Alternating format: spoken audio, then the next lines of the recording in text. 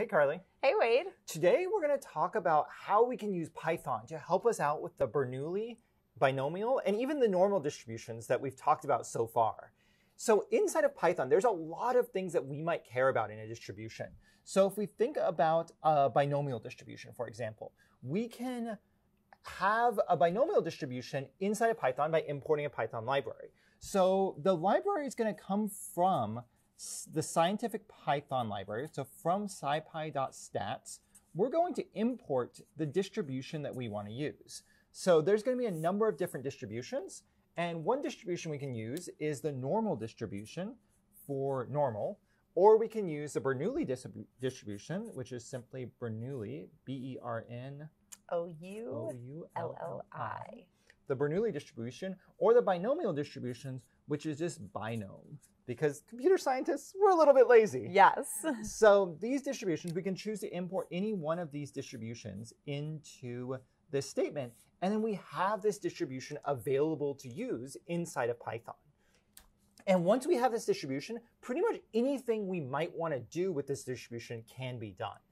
So if we think about maybe a really, really simple binomial distribution. So if I have a distribution, which I'm going to just call the capital variable D for a distribution, and I want to create a new binomial distribution.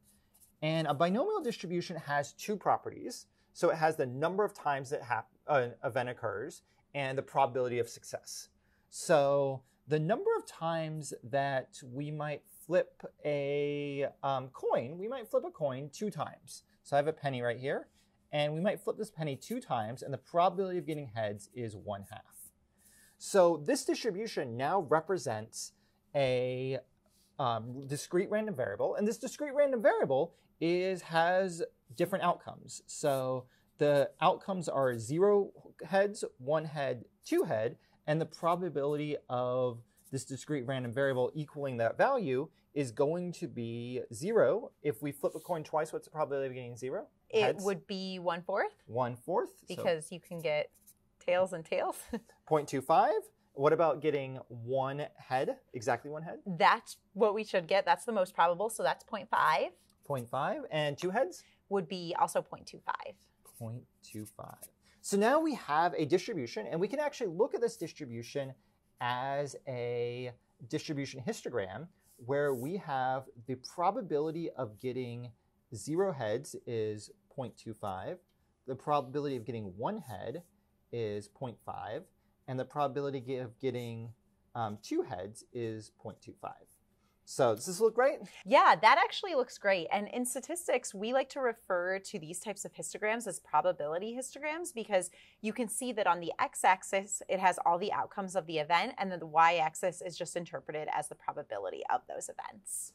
So the great thing is when we have this distribution, which now we have D, which represents a discrete random variable inside of Python, where we have D here, the probability of D here, and then this graph here, all of this is known by Python. So we can actually write Python code to help us out in calculating different things about this random variable. So some of the functions we're going to look at is things like d.cdf.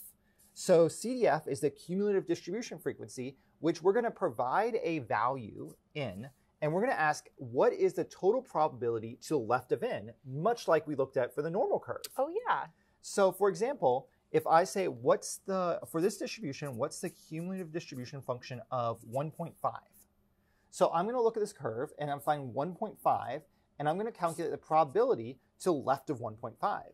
So we expect this to have a total probability left of 1.5 of, well, all of this area, 0.25 plus 0.5. So the probability of having a number of heads less than or equal to 1.5 is 0.75. 0.75, or 75%.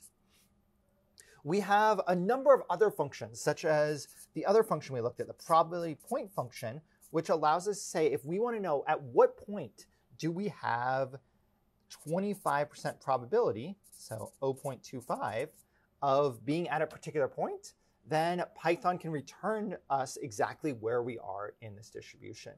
There are other functions, including RVS, which is one of my favorite functions on a distribution, which talks about the random value sample. So if I just want random values that come from this distribution, I can use d.rvs to create a random draw from this distribution. So 25% of the time I'll get a 0, 50% of the time I get a 1, 25% of the time I get a 2. And this is really useful as a data scientist because we may want to generate a random value from a distribution to help us perform a simulation. Exactly. So we'll look at a number of these different functions and understand how we can use these to really calculate all the different things that we might want to calculate when we're dealing with a distribution.